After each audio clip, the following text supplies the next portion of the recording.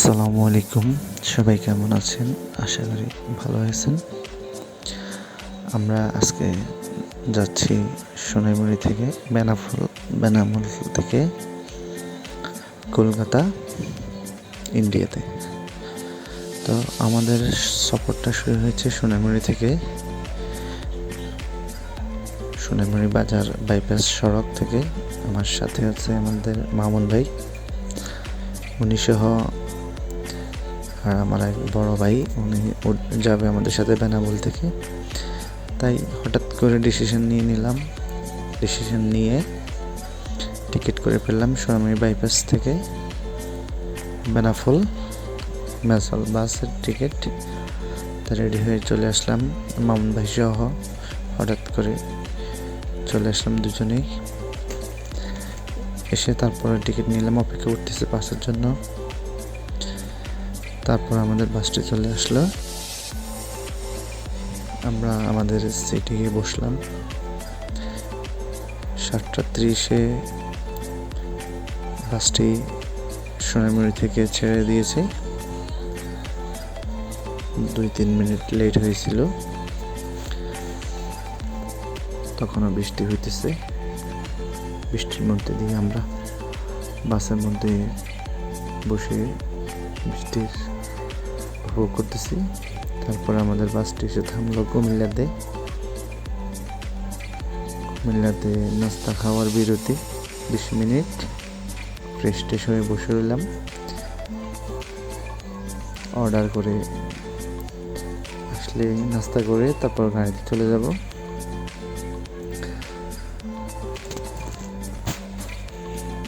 নাস্তা শেষ করে এখন চলে আসলাম বাসের সামনে।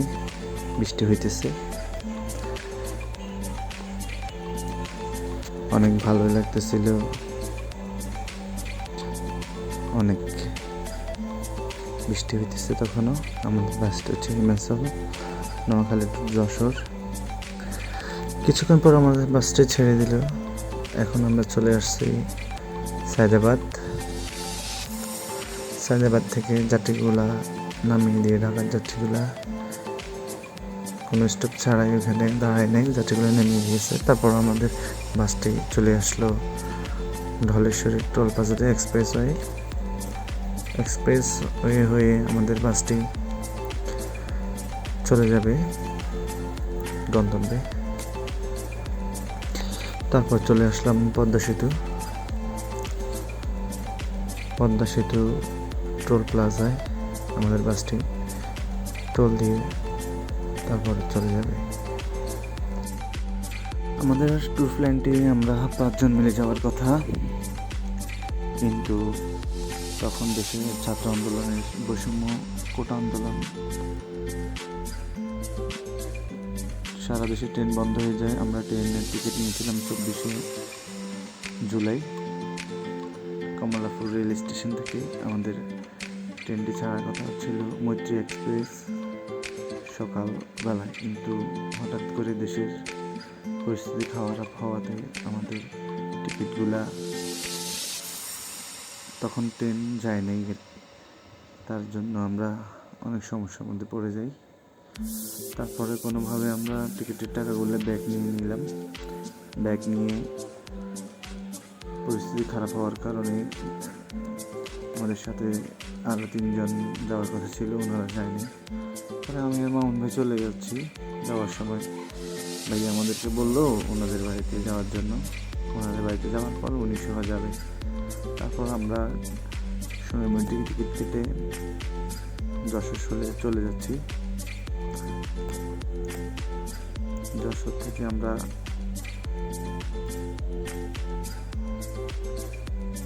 পরের দিন শুক্রবার ছিল, জুমার নামাজ পড়ে 2টির দিকে বাইর হব। এটা ছিল আমাদের প্ল্যান, কারণ সকালবেলায় একটু ঝামেলা থাকে, তাই আমরা পরের দিন দুপুরে বাইরে হওয়ার জন্য প্ল্যান করি। প্ল্যান অনুযায়ী আমরা এখন আছি মাগুরাতে। সেখানে আমাদের 10 মিনিট যাত্রা বিরতি দেয়।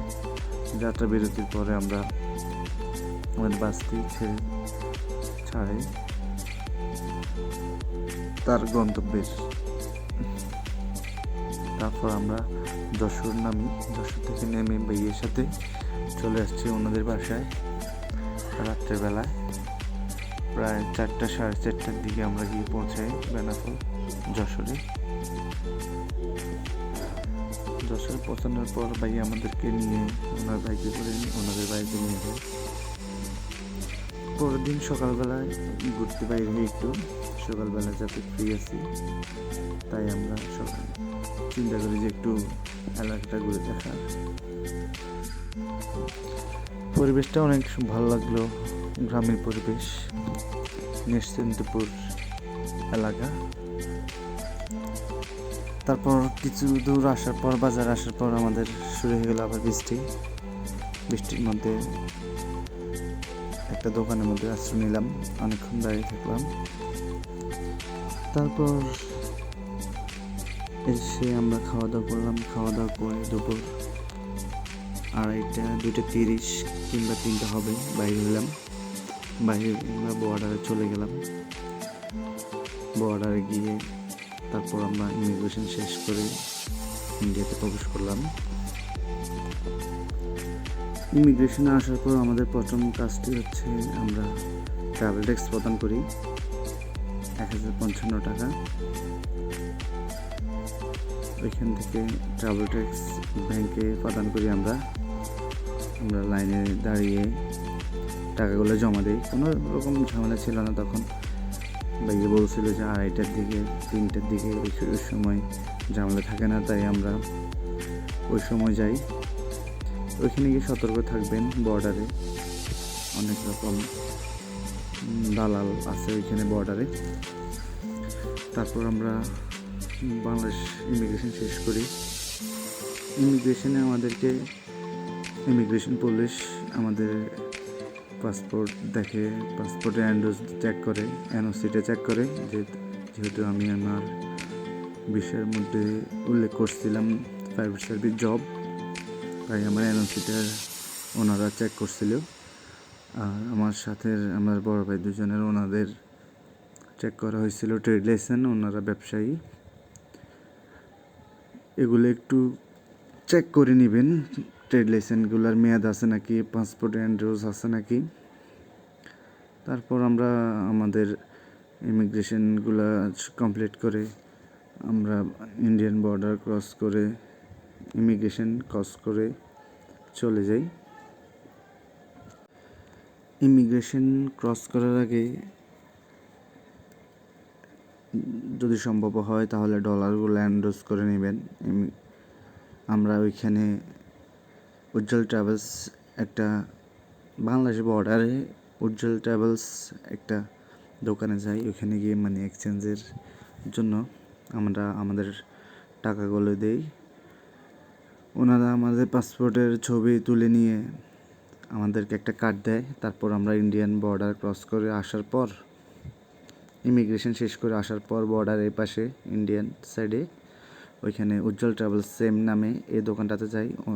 ওনারা আমাদেরকে 71 টাকা 70 পয়সা মেবি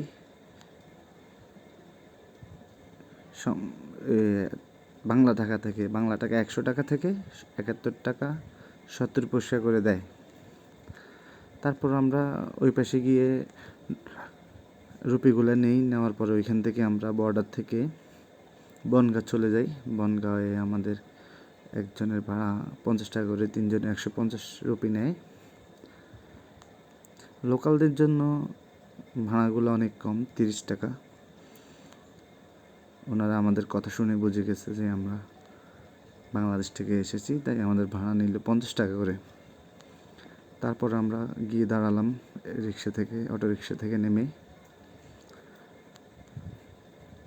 বনগাঁয়ে রেল স্টেশনের পাশে দাঁড়িয়ে রইলাম। তখনও বৃষ্টি হইতেছিল। তারপর আমরা চলে আসলাম বনগাঁ রেল স্টেশনে। ওইখান থেকে আমরা চলে যাব কলকাতা দমদম স্টেশনে। টিকিট সংগ্রহ করলাম।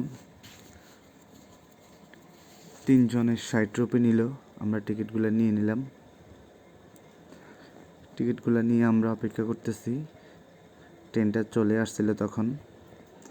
5 মিনিটের মধ্যে আমরা ট্রেনে উঠে গেলাম, দেরি হয়নি, তখনও বৃষ্টি হইতেছে। চলে আসলাম দমদম স্টেশনে। ট্রেন থেকে নেমে এখন আমরা যাচ্ছি মেট্রো রেল স্টেশনের দিকে। চলে আসলাম দমদম মেট্রো রেল স্টেশনে, টিকিট নিলাম। একজন 5 টাকা করে নিল। আমরা যাব এসপ্ল্যানেড। এখন আমরা আছি মেট্রো রেল দমদম স্টেশনে, অপেক্ষা করতেছিলাম মেট্রো রেলের জন্য। চলে আসছে।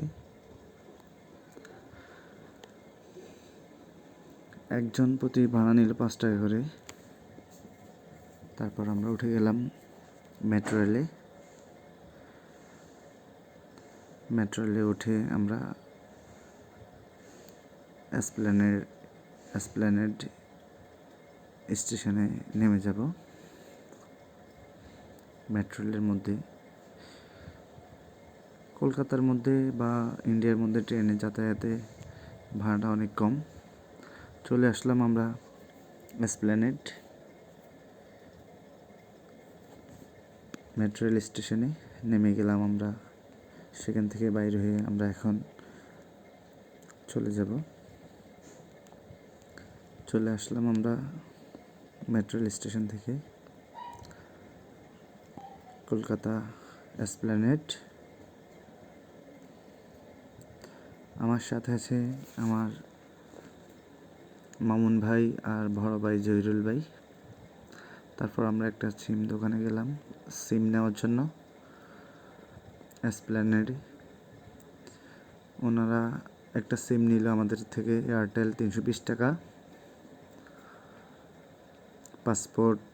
মূল পাসপোর্ট থাকা লাগবে সাথে, আর ছবি ওনারা তুলে নেবে।